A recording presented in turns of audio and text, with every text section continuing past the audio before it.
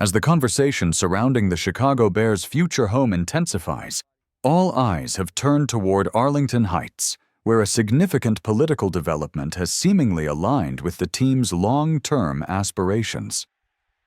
Jim Tinaglia, the newly sworn-in mayor of Arlington Heights, has already found himself in close dialogue with Bears president and CEO Kevin Warren.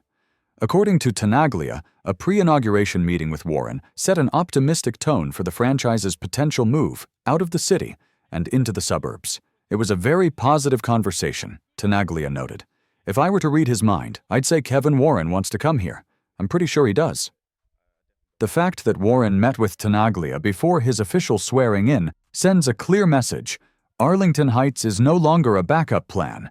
It's rapidly becoming the front runner. Warren has been vocal about his ambition to establish a long-term, financially sound, and modernized home for the Chicago Bears. Over the last few years, the organization has worked closely with the former mayor of Arlington Heights, laying the groundwork for what could become the most ambitious stadium project in the team's history.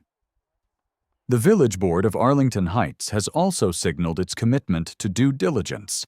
It recently approved contracts with consulting firms to evaluate both the economic and traffic impact of the proposed stadium and adjacent entertainment district. The scale of the development extends far beyond football. It includes residential units, commercial spaces, and entertainment hubs designed to transform the 326-acre site into a bustling, year-round destination. This will be a project everyone can be proud of, Tinaglia said, underscoring his determination to oversee the Bears' relocation as a defining legacy of his tenure. From a logistics perspective, the proposed stadium site offers numerous advantages. The location is directly accessible via Metro Rail from downtown Chicago's Ogilvie Transportation Center, reducing traffic congestion and offering an alternative to the city's parking woes. The express train ride clocks in at just 29 minutes, making it a commuter-friendly solution for fans across the region.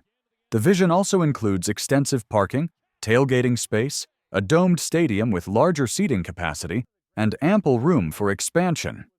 Renderings of the proposed area show not just a new football stadium, but an entire football village, complete with apartments, restaurants, hotels, office buildings, and cultural attractions. A major appeal is its proximity to two highways and airports, including O'Hare and the nearby private-use Palwaukee Airport, ideal for executives and high-profile events like Super Bowls or major entertainment shows. This ambitious undertaking is more than just about football.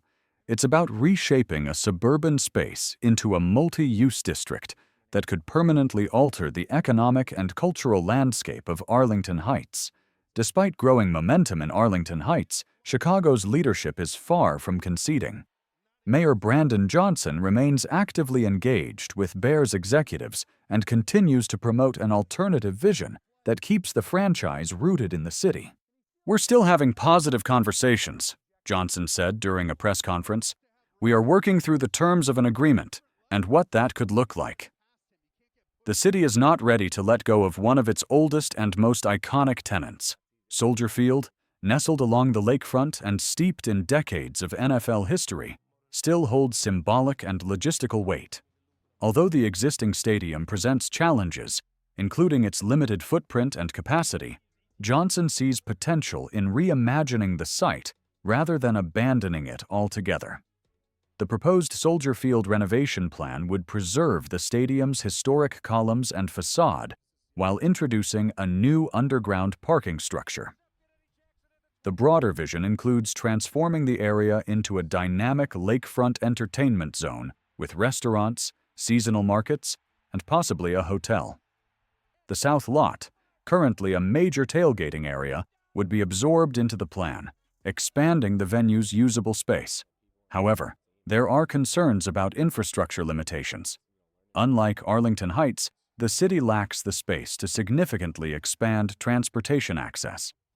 No new metro line is planned, and Lakeshore Drive cannot realistically be widened to accommodate increased traffic. Kevin Warren himself acknowledged the complexity of the situation. "The piece of land along the lakefront is absolutely beautiful. I understand the politics, the cost, and the logistics, but option and flexibility are key in projects like these. Mayor Johnson even hinted at broader collaborations involving other Chicago sports franchises, including the White Sox. In a particularly eyebrow-raising moment, he recalled telling Warren, "Don't forget our buddy over at the White Sox. Maybe we get Jerry in on this too." While perhaps intended lightheartedly, it reflects how serious Chicago is about retaining its teams and possibly creating shared development plans.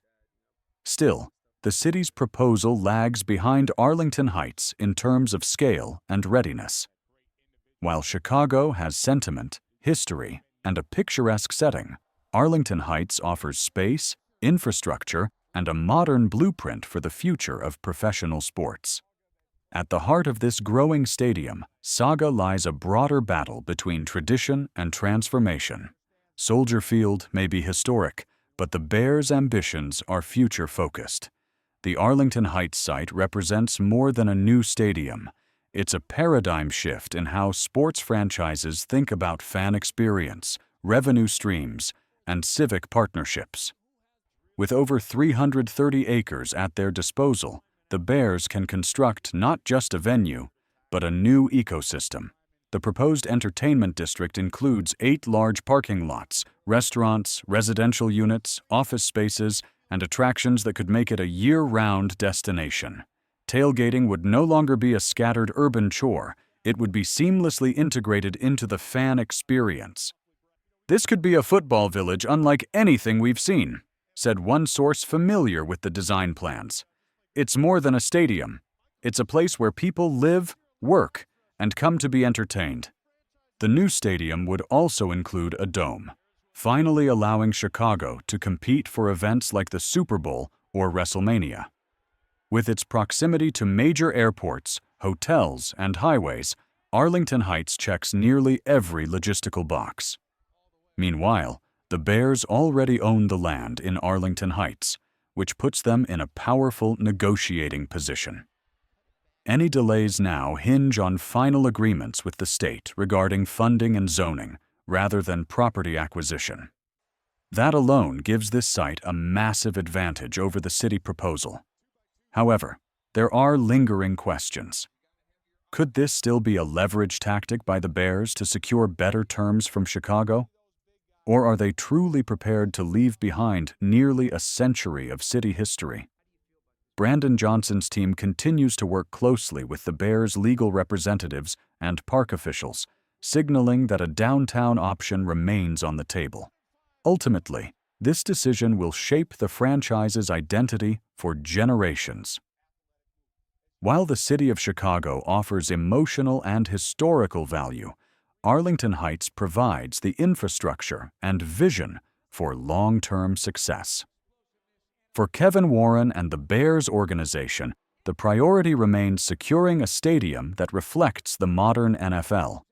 Technologically advanced, logistically sound, and commercially versatile.